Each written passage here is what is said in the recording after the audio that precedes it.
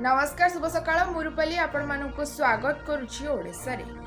बाण फुटाइबाकू ब्यान करबा पई निर्वाचन कमिश्नर को चिठी लिखिले परिवेशविद संजय। चलित 2024 मसीहा साधारण निर्वाचन प्रक्रिया शेष हुई जून 4 तारिख रे गणति और फलाफल घोषणा हेबाकू थिबा बेले ग्रीष्मर ताप समस्त प्राणी जगत को अस्तव्यस्त करी पकाइछि, जहाँकि समस्त को उत्तम अम्लजान और पानीय जल अभाव सम्मुखीन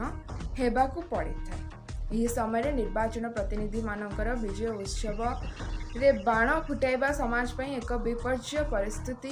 सृष्टि करिथाय। तेणु एहाकू दृष्टि रखी ग्रीन ऑर्गेनिक डेवलपमेंट गॉड अनुष्ठान पक्षरु प्रकृति और परिवेशर सुरक्षा निमंते भारतीय मुख्य निर्वाचन आयोग को विभिन्न दल पक्षरु बाण न फुटाइबाकू राज्य निर्वाचन कमिश्नर माध्यम अनुरोध करा जायछि। सूचना था कि चलित वर्ष पुरी नरेंद्र पुष्करिणी रे बाण विस्फोरण बहु लोकंक मृत्यु होइथिबा बेले सुंदरगढ़ अंशुघात रे 15 रु अधिक व्यक्तिंकर मृत्यु होइथिबा सूचना मिली, जहाँकि समाजर समस्त व्यक्ति प्रकृति और परिवेश को गुरुत्व देबा पई सतर्क घंटी देइथिबा बेले गढ़ प्रतिष्ठाता तथा परिवेशविद संजय कुमार नायकंकर एहिपरि पदक्षेप समस्त को अनुप्राणित करिथिबा बेले विभिन्न राजनैतिक दल एहिपरि काम को निवृत्त रही निर्वाचन समय रे बाण फुटाइबाकू संपूर्ण भावे बैन करबा उचित बोली बुद्धिजीवी महल रे आलोचना को विषय वस्तु होइछि। सर कोंतु संजय कुमार नायक आमर जो गढ़ अनुष्ठान अच्छे तार प्रतिष्ठाता सदस्य अच्छे। आमर मूल लक्ष्य है जे वर्तमान जो ग्रीष्म ऋतु निर्वाचन प्रक्रिया चली शेष पर्यायर आसी जानी आपण मैंने शेष पर्यायर जिते गणति हुए एवं जो मैंने विजय लाभ करते बहुत आनंद उल्लासर सहित विभिन्न क्षेत्र में माने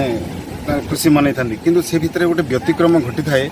बाण बा जोटा कि आम एक्सप्लोसिव कहचे फायर वार्स जोटा कि समस्त पशु पक्षी जीव जंतु समस्त प्रभाव पड़ी थाए के नियंत्रण कर कहीं से गाँ गहली राति से युवक मैंने बाण फुटे था दिन में फुटे था। देखिए रिसेंटली आमर पुरी रे जो घटना घटिला गोटे दुखदायक जे बहुत गोटे छुआठू आरम्भ कर बहुत बड़ लोक मरीगले। आउ एवं देखिए रिसेंटली आम सुंदरगढ़ में गोटे अंशुघात कहते तो प्रकृति परिवेश कुआड़ को गला तार अव्यवस्था हो जाऊँगी समस्ते प्रति सचेतन होगा एवं कौन गोटे एमती भूल न करवा जे तार परवर्ती मुहूर्त में समस्ते आज असुविधार सम्मुखीन हेबे एवं कहीं तार समाधान करें ना। तेणुक आम भारतीय निर्वाचन कमिशनर को आम अनुरोध करूँ निर्वाचन आयोग माध्यम संपूर्ण भारत वर्ष रे ये जो 2024 मसीह इलेक्शन होची आर जो गणति हम से गणति